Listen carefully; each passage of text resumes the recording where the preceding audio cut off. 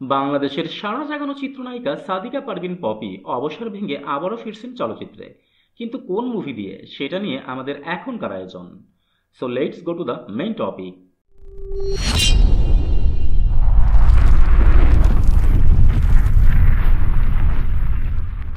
দীর্ঘ 6 বছর পর চলচ্চিত্রের কোনো বিষয় নিয়ে আলোচনায় এলেন চিত্রনায়িকা পপি। এই 6 বছরের সিনেমা রিলেটেড কোথাও পপির কোনো খোঁজ পাওয়া যায়নি।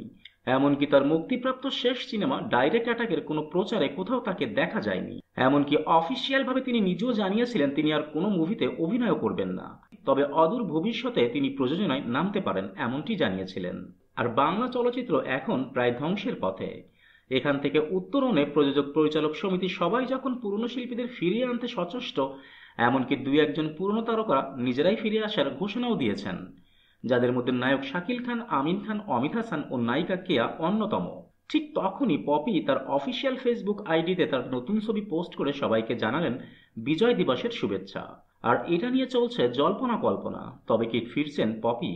আর এরই মাঝে নতুন খবর হলো পরিচালক মন্তাজুর রহমান আকবর আমিন খান, শাকিল খান ও পপিকে নিয়ে 6 বছর আগে একটি মুভির কাজ এগিয়ে এনেছিলেন। অগ্নিশপথ নামে সেই মুভিতে এই তিন তারকার অভিনয় করার কথা ছিল।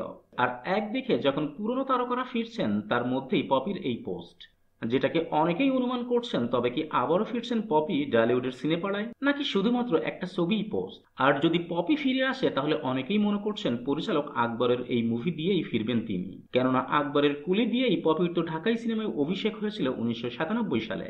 That's it for today. আবারও দেখা হবে নতুন কোনো ভিডিওতে, নতুন কোনো মুভির নতুন কোনো টপিক নিয়ে। Till then, tata and bye bye. আর হ্যাঁ, please subscribe, comments and share করতে ভুলবেন না কিন্তু।